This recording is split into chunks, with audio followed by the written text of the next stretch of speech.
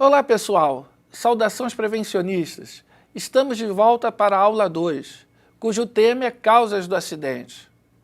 Nessa aula, nós vamos aprender que todo acidente tem uma causa. Nenhum acidente é por acaso. E as causas são os atos e as condições inseguras. Vamos lá? Conhecendo acidente, é importante agora as definições das causas do acidente. E também de uma informação importante. Acidente não é fatalidade. Às vezes nós recebemos a notícia de um acidente e falamos, que azar, coitado, que pena, puxa vida, como se aquilo fosse uma obra do acaso. O acidente, todos eles têm causa.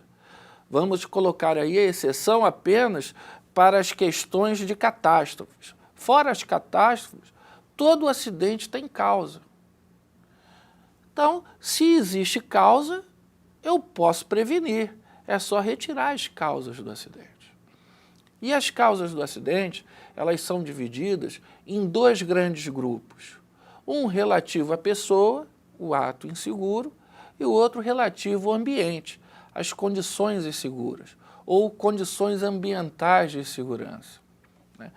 Os atos inseguros podem ser motivados pelo fator pessoal de insegurança. Vou dar um exemplo. Um trabalhador sai de casa, vai trabalhar, ele é um operador de máquina, um operador de uma máquina que precisa de alta concentração para a sua operação, e ele sai de casa e deixa em casa um filho com 40 graus de febre. Esse é um fator impessoal, ou melhor dizendo, um fator pessoal, que está afetando na sua concentração no trabalho e que poderá causar um ato inseguro. Se ele cometer na sua operação um ato inseguro, devido à sua falta de concentração, devido a esse fator pessoal que ele tem, né, de ter deixado um filho em casa adoentado, né, é considerado ato inseguro, que pode ser causado por esse fator pessoal de insegurança. E a condição insegura é aquela causada pelo ambiente, o ambiente inseguro. Outras definições importantes é a definição de risco e de perigo.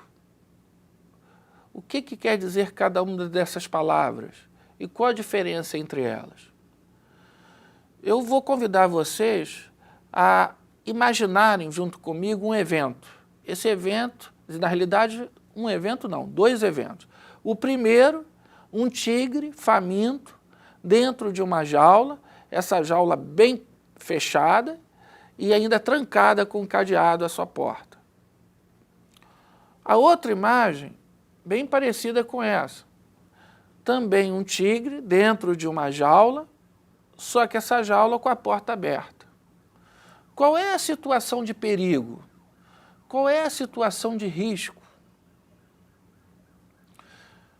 A situação de perigo é o primeiro evento que nós imaginamos, porque só a existência do tigre, né, já é uma ação, um evento perigoso. O tigre está ali naquele local é um evento perigoso. Agora, a possibilidade de esse tigre causar algum dano à pessoa é o risco. E essa probabilidade aumenta quando eu estou com a porta aberta. Então, qual é o perigo? Né? O tigre. Só a existência dele é o perigo. Existe o perigo naquele ambiente. Qual a probabilidade de esse perigo se transformar em um dano à pessoa? É o risco. Então, no primeiro evento, a probabilidade é próximo de zero. Mas no segundo evento, existe uma probabilidade alta de acontecer. É o risco daquele perigo se transformar em lesão ao indivíduo. Outras definições importantes também é a definição de imprudência, negligência e imperícia. Todas essas três definições são relativos ao ato inseguro, são consideradas atos inseguros. A imprudência acontece quando existe o excesso de confiança, por exemplo, porque você pula passos do seu procedimento. Quer dizer, uma atividade tem uma norma, tem procedimentos a serem seguidos, e com aquele excesso de confiança você começa a pular, né, procedimentos, né, o passo a passo passa a não ser respeitado. Então é uma imprudência que você está cometendo.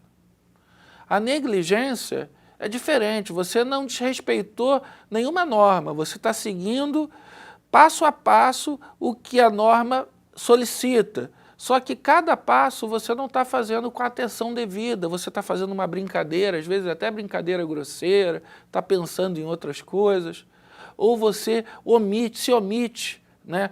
Você verifica alguma coisa errada e não comunica ao superior imediato. Né? A omissão também é uma negligência, a falta de atenção é uma negligência. E por último, a imperícia. É quando você vai exercer uma atividade que você não está qualificado para tal. Você não foi treinado para executar aquela atividade. Então você acaba errando e se acidentando por imperícia. Qualquer um dessas ações, né, imprudência, negligência e imperícia, são características do ato inseguro. A condição insegura ou a condição ambiental de insegurança é quando a gente se depara com situações do ambiente, problemas no ambiente.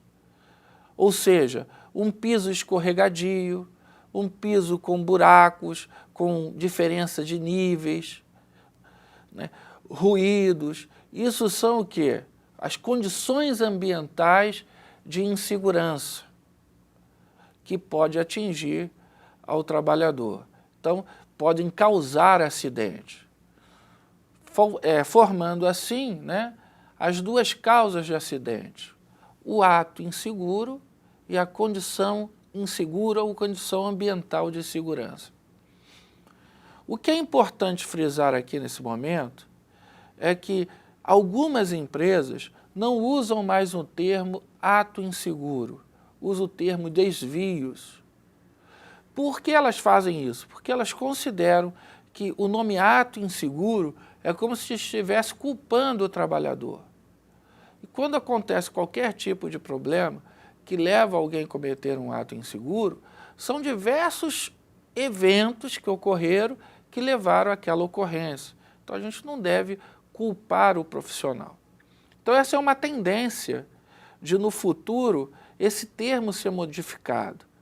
Mas como a NBR 14.280 ainda considera esta nomenclatura, ato inseguro, portanto é a que é aceita em concursos públicos e em relatórios que o técnico porventura precise fazer, nós vamos então continuar com esta nomenclatura de ato inseguro. Só queria fazer essa ressalva e que vocês ficassem atentos que em alguma literatura e alguns procedimentos de empresas que vocês forem ler, vocês podem se deparar com termos desvios, que é o mesmo que ato inseguro. Ok? Bom, pessoal, chegamos ao fim da nossa segunda aula. Na próxima aula, vamos ver as consequências dos acidentes. Até lá!